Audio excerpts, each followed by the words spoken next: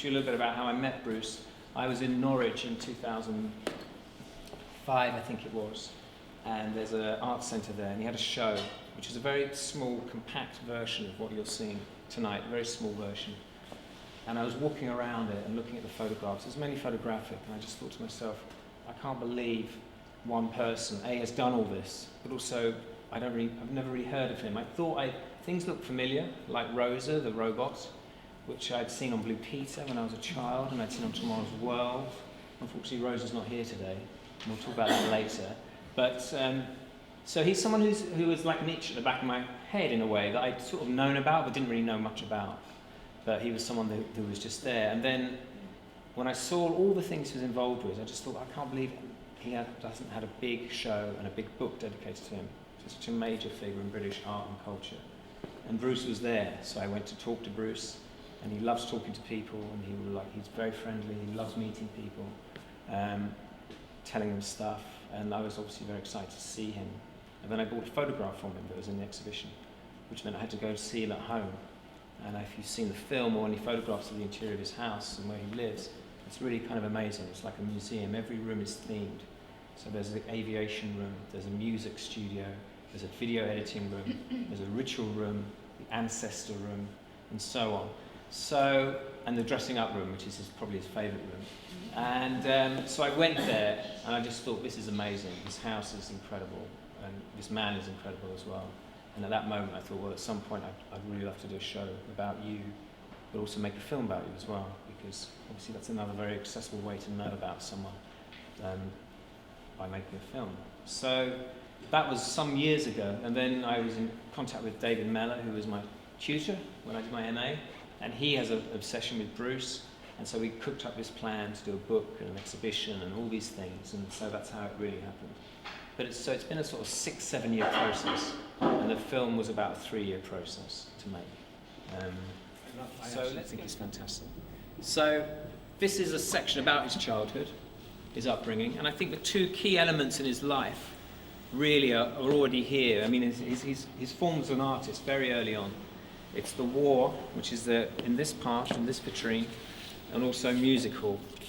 And I think these are two things that have followed him around forever. I mean, the trauma of the Second World War, nearly being killed by a V-2 rocket as a 15-year-old, and then the illness he suffered afterwards, which we'll talk about in a minute, was something that has had an indelible effect on him. And his love of technology has come through the war, and through flight especially, but also rockets and so on. Considering that a rocket nearly killed him, it's not surprising really.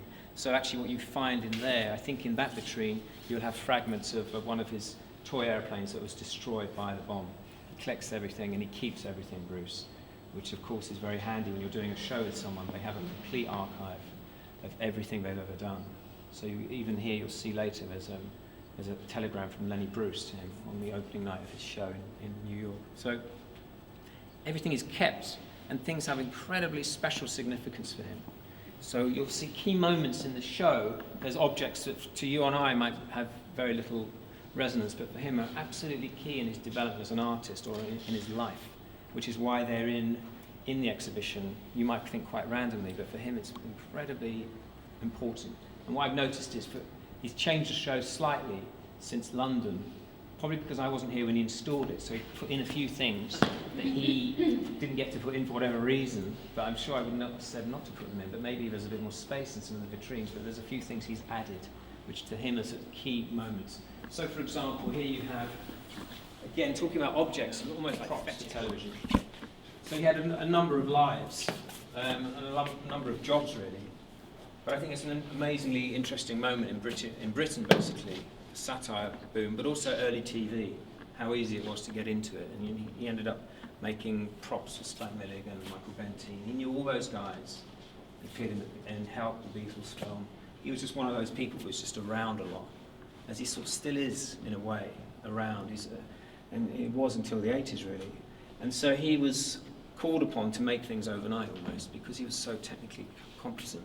Let's say we need a sort of a flea circus made overnight. Can you do that? And he'd do it. And so he would make props. He would make exploding pianos. He'd do all this stuff. But also he had a career in cabaret, which I think is sort of scene here about, yes, again, dressing up. It was like this sort of post, the end of music hall, the end of Empire almost came at the same time, you could argue. And I think his cabaret was very much interested in both. It was like post music hall, but also post Empire. Even though people might not have realised at the time, but, this was a post Empire moment for Britain. Even though some people were trying to cling on for dear life, and Bruce totally understood this wasn't the case. And so he did a lot of absurdist performances in cabaret clubs. Peter Cook booked him for the establishment and so on. And it's quite interesting because, you hear stories about when people talk about their careers, you say, well, I knew this person, I knew that person, all that, and often you take it with a pinch of salt. But when Bruce says, oh, I knew Peter Sellers, and he really did know Peter Sellers, and he really did know the Beatles, but he's kind of unimpressed by them as well. He was really only interested in his own work. Even though he was making stuff for these people, it was just one of those things. I mean, he made props for Tommy Cooper. There's a very famous one of a chicken that takes, it's a bird, a duck, I think, that takes a playing card. I don't know if you've ever seen that. It was on telly recently, and he made that prop.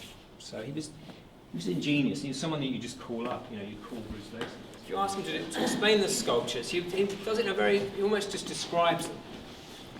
He doesn't really explain the meaning behind them, or if he does, it'd be in a very short way. But I think he finds it quite difficult to go into any detail or to analyse in any detail. So this is the Womanizer. This was owned by the Tate, and usually it'd be working, but because it makes a bit of sound, we just turn it off for the night. But maybe after the talk, we'll turn on the robots and or the assemblages. Really, they should be called assemblages, because the one true robot, as we would call it, Rosa, isn't here. She's not here because Bruce was so upset about her being away from him. It's like having a child or a pet away, that he asked for her to be returned to him after the show at Camden Arts Centre, because he couldn't bear to think of her not being around. She has her own room in his house and has a private place, and so we returned her because it was really stressing him out. Rosa was actually the best man at his second marriage as well. So she's been at all his major moments in his life, and she won the Alternative Miss World. She performed alongside Hawkwind and Pink Floyd in the 60s, so she's had a groovy life, Rosa, but she's not here. So look, just going back to that idea though, the Automata, I think these were really the ones that are showing where he got out his sort of fears about the world, but also about the trauma of maybe suffering from TB and being in hospital for 2 years and watching people die around him, more so than any of his other art, because the slapstick was just was kind of a post-war absurdity maybe, but these are really very personal, and this is about a man he knew that was having sex with lots of women, and I think he was slightly jealous, if anything, but also about hermaphrodite.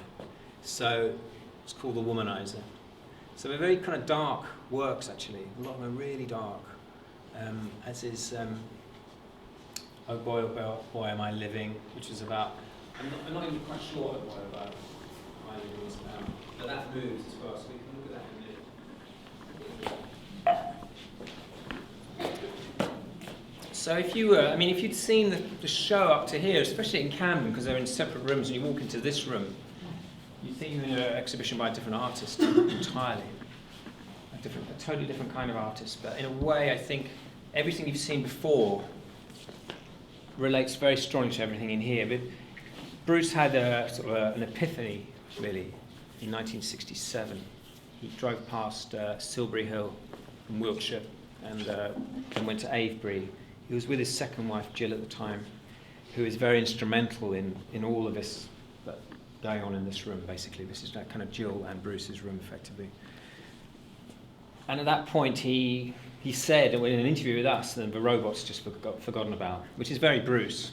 I suspect there was a slight exaggeration, but I think from then on, he was much more interested in what you would call pagan, pre-Christian culture in Britain, but also very sort of self-help expression and performance. And that's what really is in this room, and there's some great footage here of encampments and objects that he made.